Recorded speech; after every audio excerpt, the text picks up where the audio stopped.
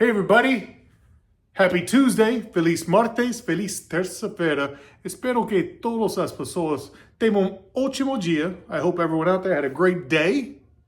And if you didn't, I hope tomorrow was great nonetheless. Today's Tuesday, right? So it's squats day. And did my squats.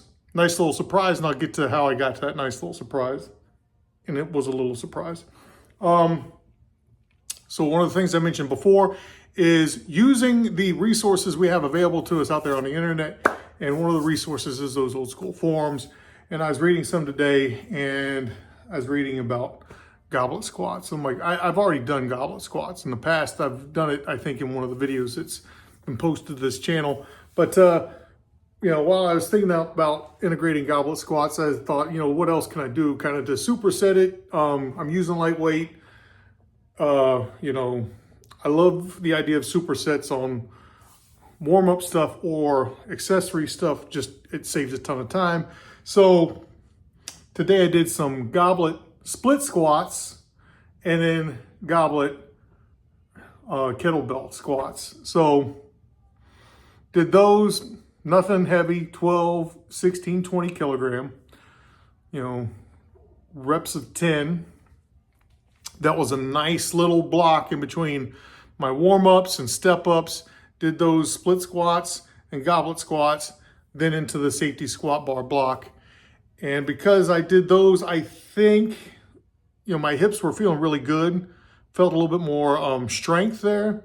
So I was doing my warm-ups. 45 was super easy. Like the bar wasn't even there. 95 felt really light. Then I said, you know what? I'm just going to throw dimes on top of the regular plates. So again, I know this is not heavy.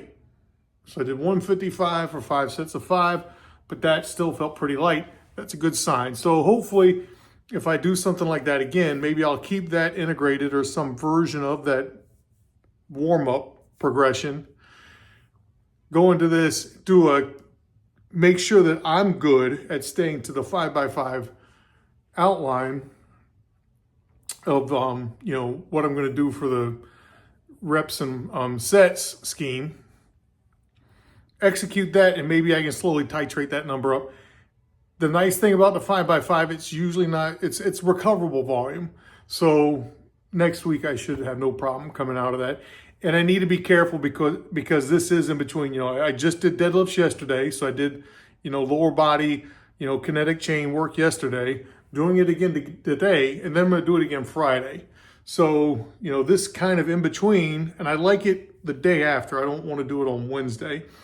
But this, where it's at, I've got finite recovery resources. I don't want to do too much today because of what I did yesterday. I don't want to do too much today because I want to have something in the tank for Friday, yada, yada, yada. So you got to kind of balance all those things. So for now, I'm going to see if I can work this.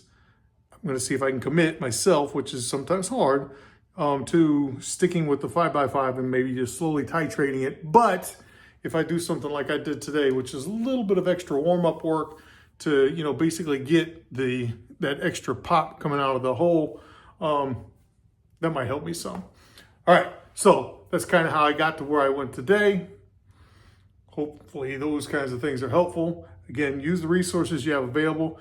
Don't change things wholesale.